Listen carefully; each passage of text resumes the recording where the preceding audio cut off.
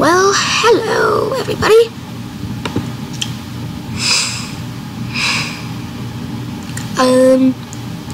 Sorry if you can't see me yet. Hey. Hello everybody. Thank you for watching. Sorry if it's dark right now.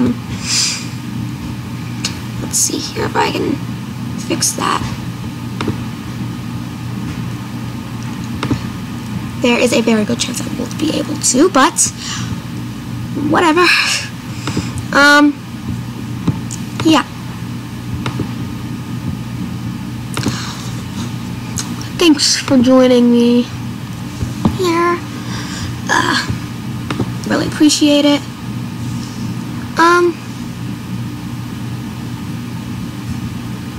Yeah. Whatever. Sorry, it might take me a little bit for this to get started.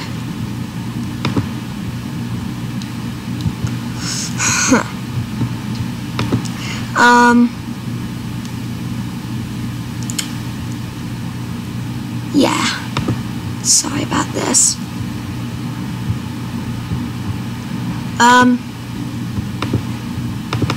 Yeah. So, yeah.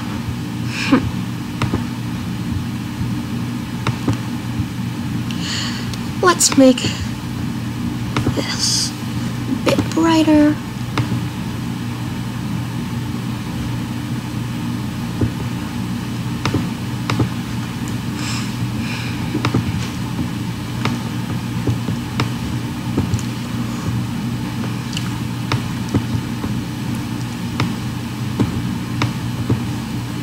Sorry about this. That ought to be good.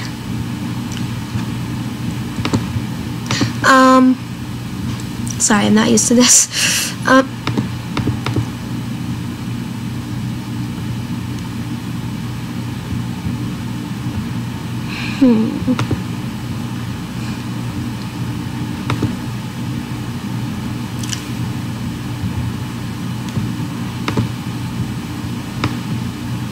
Yeah, here we go. Okay, welcome to the Ben Hertzman Show, where today I will be talking about absolutely nothing in particular, as always. But, well, okay, here. Let's start with Donald Trump. Yes, I know. I talk about him a lot, but it's only because I hate him so much, and he is such a fucking idiot. Anyways, so, let's actually talk more specifically about Charlottesville and his response to that. And let's say for some reason you are a hermit crab who doesn't know what the news is and for some reason doesn't have a TV. Okay, maybe if you don't have a TV, that might make a little bit of sense, but that would not explain how you're watching this. Anyways, if you somehow don't know already, a bunch of white nationalists who were initially trying to protest the removal of a General Robert E. Lee statue, eventually turned very violent, where they were beating many college students trying to defend their Jefferson statues, and even one person ran over somebody with a car and killed them, and Trump's response wasn't so great.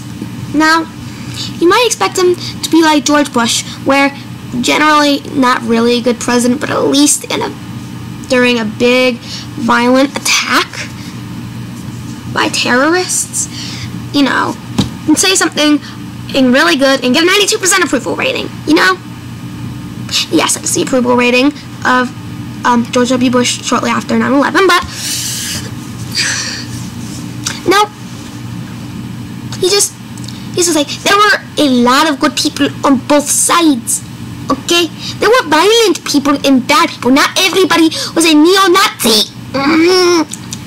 And then, of course, and not very much to his advantage, David Duke, yes, David Duke, the headmaster of the KKK, yeah, that, yeah, he said, "Thank you, we're not all white nationalists." Of course, he really should have been more like, "Yeah, it's just like a lot of us were, you know." And frankly, I don't necessarily think that everybody at Charlottesville during that protest were white nationalists necessarily. I think some of them, I mean, if you ask me, I think the idea of them taking down a statue of Robert E. Lee might be kind of wrong. Although he did was a major general fighting for slavery, which I obviously don't condone in any way, shape, or form. He was still a very major general during a very major war, fought on U.S. soil. So, I mean, it's kind of not good. And I think some of them just really didn't want them to take down such a historical statue, and if that was done peacefully, sure, but somehow they, kind of went from, don't take down Robert E. Lee to, I'm gonna beat the fucking shit out of you, fucking piece of shit, people. Yeah, and so, yeah.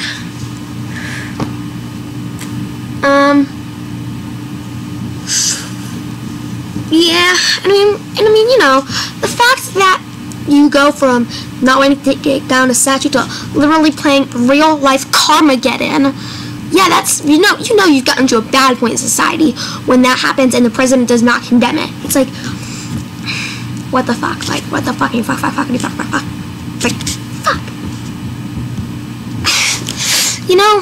But, yeah, it's just weird. And,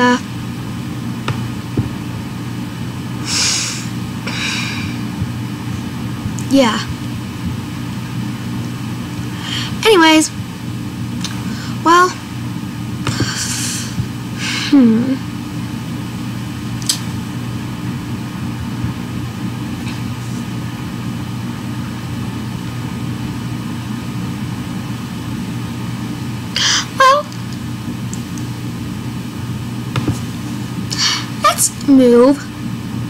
let's move up to a much, I guess, lighter topic. Yeah, hit it. Oh, sorry.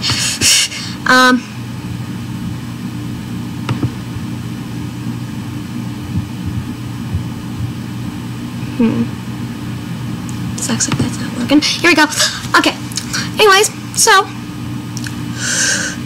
as you know, Jimbo, a raging alcoholic. Let's talk about him.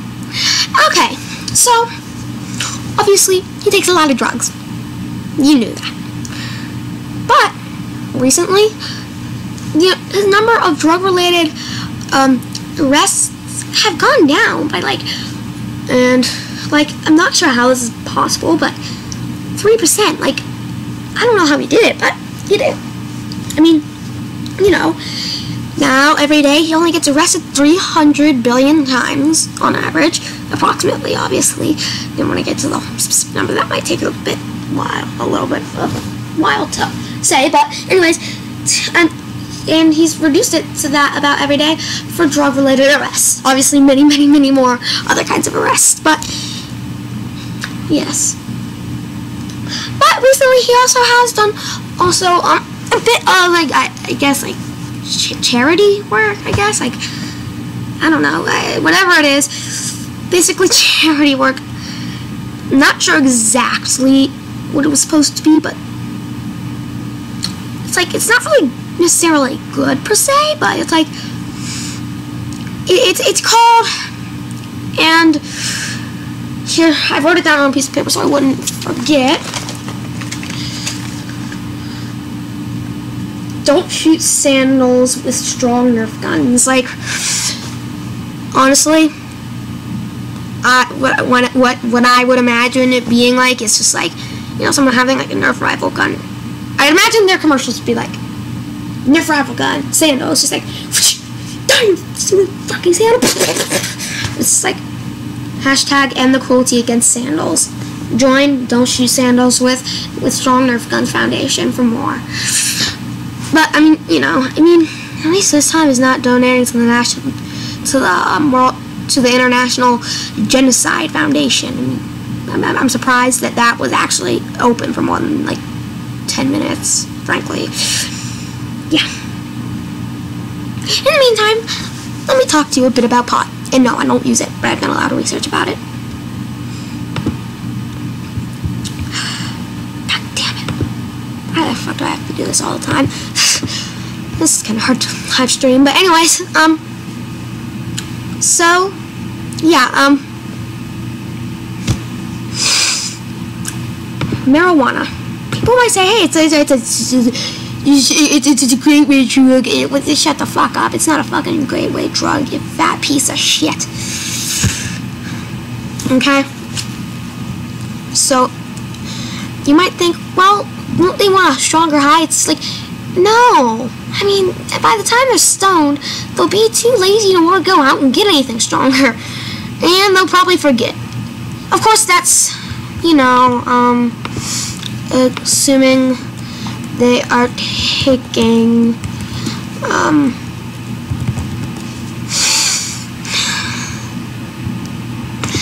that would be assuming they would only be lazy, like, assuming that they are taking an indica, not a sativa. Sativa, I mean, like, you know, I mean, yeah, whatever, I don't know. Anyways, but,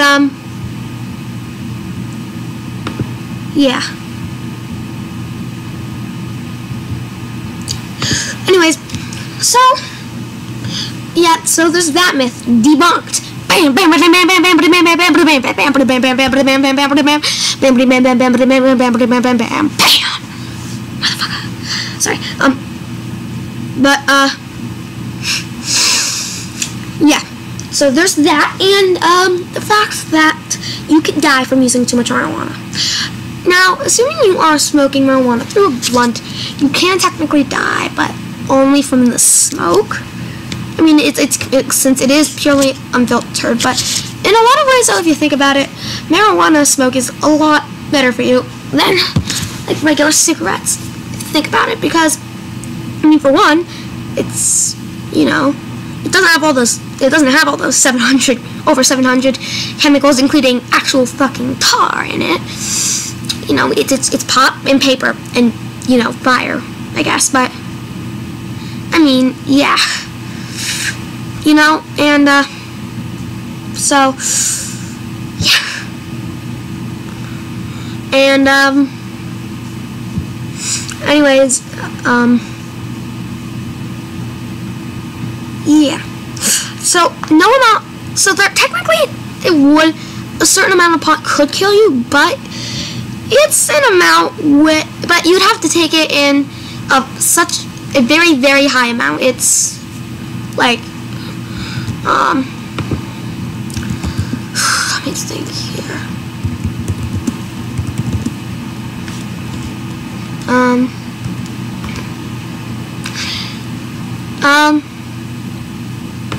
So, it would require 1,500 pounds of marijuana to be ingested within 15 minutes. Now, like, I'm not judging you, Snoop Dogg, or anything, but, you know, like, I get you can get pretty heavy on the pot, and I'm not going to deny that at all, but I don't think you can take 100, I don't think you can take over 1 pound of pot every minute. Yeah, it's just, no, over 1 pound of pot every second, actually. You know, that, I don't think that's possible. Like, if it is, and if one of you can manage to do that, like, please comment below, and Jimbo, that does not include you. You just might be my only viewer right now, so you probably just tuned in. But anyways, yeah. So I'm gonna tell you a bit about the 2 different kinds of pot and a little bit about them. So first, there's indica. So I'm going to be talking about the morphology, the geographical origins, their effects, their symptom reliefs, and two common forms of them. So indica is short and bushy and suitable for indoor gardens. and grows best in areas between 30 to 50 degrees latitude. Its effects include tend to be sedating and relaxing with full body effects, and can provide symptom relief of anxiety, insomnia, pain, and muscle spasms. Some common forms of it include grape ape, granddaddy purple, and northern lights. Then there's sativa, which is tall and thin and suitable for outdoor gardens, and grows best in areas between 0 and 30 degrees latitude. Its effects tend to be uplifting and creative with cerebrally focused effects, and can provide symptom relief for depression, ADD, fatigue, and mood disorders. Wow, come to think of it, I have at least 2 of those. Huh. Okay, and the three common types of it could be the sour diesel, Jack Herer, and lemon haze. And so I'm gonna compare some of the effects of the Bubba Kush indica and the sour diesel sativa. Some of their effects. So for Bubba Kush, the most common effect, the most common feeling that patients felt when taking it was relaxed, and also then the next one would be happy. Then the next most common one would be euphoric. The next most common one would be sleepy, and the next most common one would be hungry. Yep. Which probably leads me to conclude that Harold and Kumar were almost definitely taking an indica. They probably talked about that in the movie. I haven't seen the original one. I've only seen very Harold and Kumar Christmas. But anyways, then the sour diesel sativa made patients feel so the most common effect for it would be happy. Next most common, euphoric, and then uplifted, then creative and energetic. It's kind of like, I guess it's sort of like acid, except nowhere near as bad for you. Like if you're thinking about it, taking it, just like if you're in Colorado, don't take acid. Just like take some sour diesel and shit, man. I mean, the shit, it gives you a lot of the same stuff. It's legal there as well, and it's so much better for you, and probably makes you feel a little happier. So, I mean, if you really need that acid, I personally don't condone it, for the record, but I'm not gonna stop you. But yeah, and you probably don't know this, but I am currently, in case you're wondering, I am finding this information from Leafly.com. So yes, and as I'm viewing this, apparently they online are selling Firefly to inspire your senses. Basically, just electronic pop pipes. I mean, yes. If you want to go there, yeah, the URL is, and you're gonna want to write this down: https://www.leafly.com/news/cannabis-101/sativa-and-hybrid-what-the-difference-between-cannabis-ty. No uppercases. Anyways, so yes, there's that. Now that I've debunked some myths about pot, I'm going to debunk some myths about certain types of religions and also the Illuminati. And so, if you are a conservative religious, this part you might want to skip. In the description, I might add the link to the part where it's for my next part. But anyways, until then, otherwise, I hope you're ready, because here I go. And let's get my webcam back on. There we go. Anyways,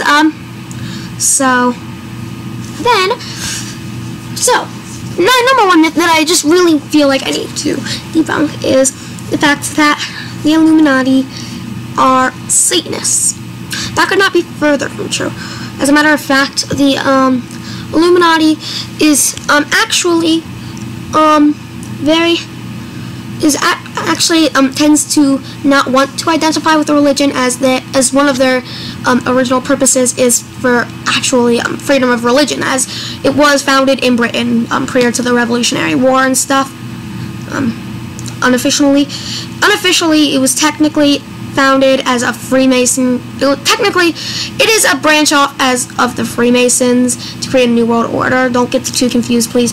But Freemasons wanted just basically general freedom and a better world. And Illuminati is basically a much more modern, well, not much more, but it's a couple centuries newer. It was founded approximately the same time as our country. So yes, July 4th, 1776. That was when the Illuminati was formed. So that was their goal, was to create a new world order, meaning they wanted to take over the world and have one government for the whole world, to make a much more better, peaceful government where everyone could be free to do what they would want, obviously within reason. Now, of course, ever since they've been getting more powerful, and since they are a lot more known nowadays,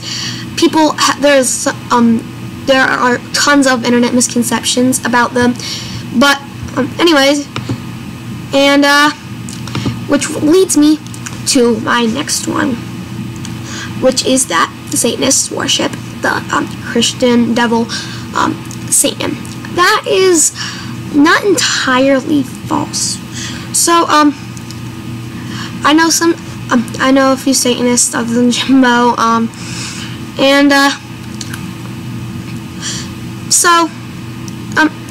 yeah, Satanists, they don't, like, for one, Satan isn't the same as what Christians view Satan as, okay?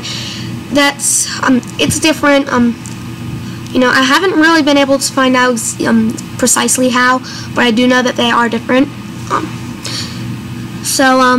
And in order to avoid any harassment against my friends, I am not going to mention their names. I'll just call them, I just won't call them anything. I don't need to call them anything. But anyways, so they don't really feel like Satan is an entity as much as they feel like Satan is more of a concept, something shared between Satanists that teaches them to, not necessarily, Satanism is much more like atheism than anything else.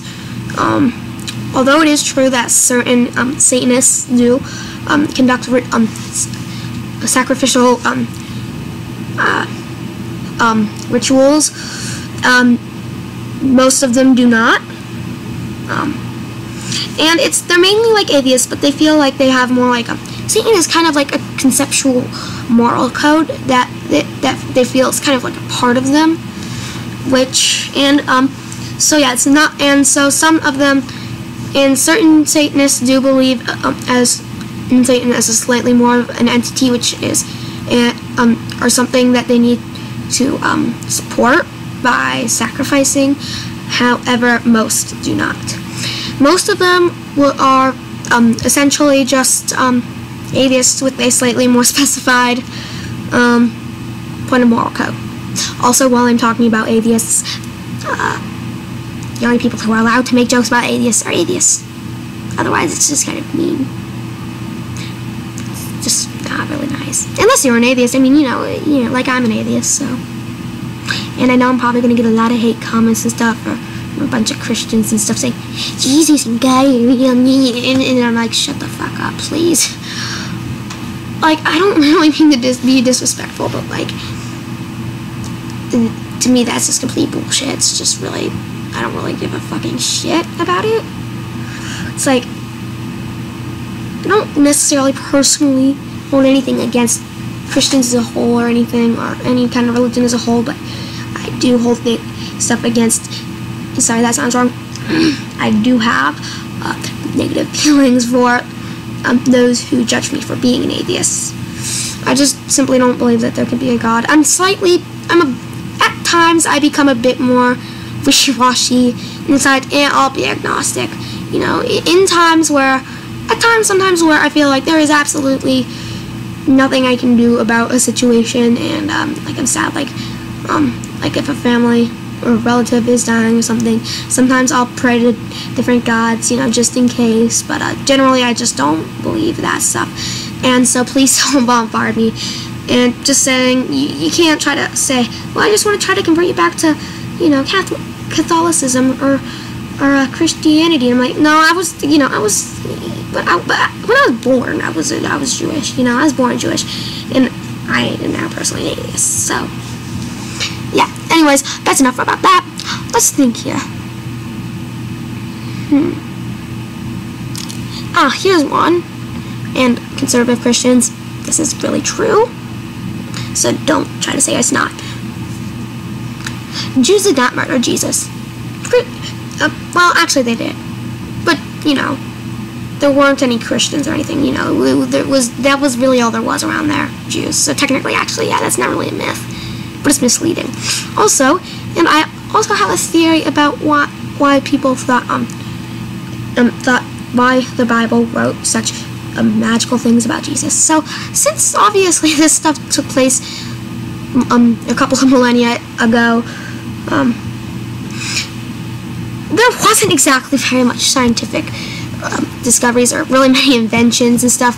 And of course, Jesus could have just been a regular old guy who, you know, just for some reason thought he was the son of God, because people thought he was amazing, because, like, turning water into wine, he could have just, you know, used just grapes and stuff, you know, maybe they just weren't really familiar with how wine was made, but they just knew what it was, just not how it was made, so they maybe thought that was magical, and I don't know what else you guys believe, you know, I don't know, so, but that's just a theory. Anyways, that's all, but if that wouldn't be able to be scientifically proven, of course, he could just have never been existent. There's my other much more likely theory is actually that, so, Greek gods, which were invented, which were, conceptualized much before any other kind of, modern day, religious god, the Greek gods were invented by, hold on here, let me, look this up so I don't get anything wrong, so they were invented by these, Greek philosophers, let me look this up here,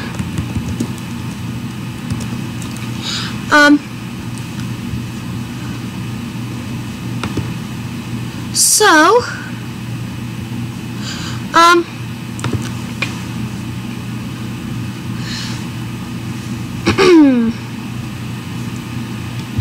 let's see here, sorry about this, here we go,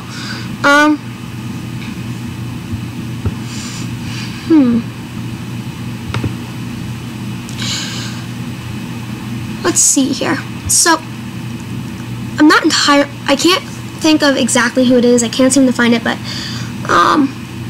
it was created by these, Greek philosophers who knew that, who did not know how to explain certain scientific, events and happenings and how things would work, so in order to explain them, they created gods,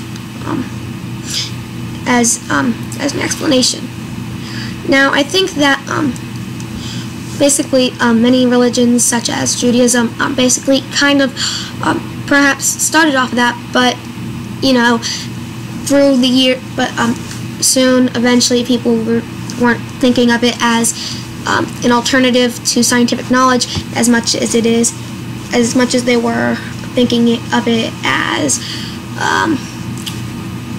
an actual being, or entity. But, yeah, and so, yeah, so there's that theory. Anyways, and also let me talk about some myths about the Illuminati. The Illuminati is, despite popular belief, and this is, in my opinion, but I don't think that they're bad. I think it's actually a good idea. If you think about it, when countries make laws that have to do with other countries as well, often one or both countries will have something in that law that they don't really want because someone needs to benefit somehow. Now, that's due to the many different governments all around the world.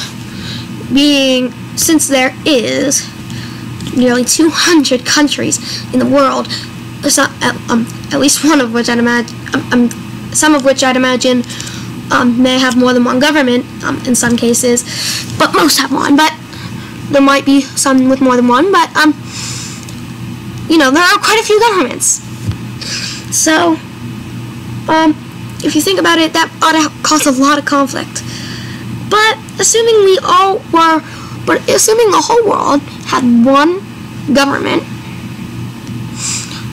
and that could, for one, make it much easier to end oppression, since considering a lot of big countries are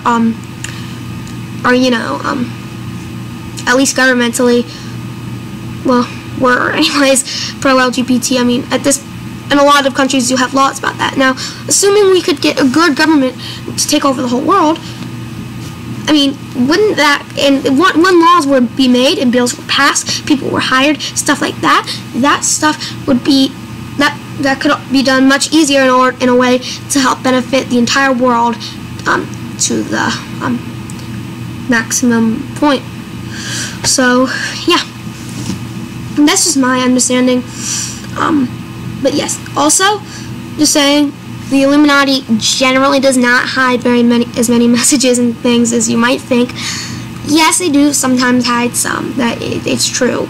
And in case you're wondering why I have all these positive opinions, I don't know if I've told you this before, but I am actually Illuminati. Since I started out as a follower, but at this point I've become a semi-official. Shoot, what's my rank again? I'm an apprentice, so I'm not very high up, but Anyways, but yeah, and so I happen to know that most of that hidden stuff that you guys see, like on YouTube and stuff, a lot of that isn't true. There is some of it that is, but most of it isn't. And what it is, it's generally subliminal imagery. But a lot of those fake rumors, I'm not gonna lie to you, were created by the Illuminati in order to, they would start publicizing a lot of really crazy, unbelievable, like literally not believable facts about them out there. So that way, the less insane ones would be more realistic. And so, and that way they could know. So that way, the world would, in a way, is like somewhat subliminally actually be acknowledging the existence of the Illuminati, whether or not they wanted to or not. So, yeah. Anyways, I guess that's all I have to say for now. Hope you liked this extra long episode. So, yeah. Thanks for watching, and I will see you next time. Yeah, I guess just bye. Let me see how I can stop this.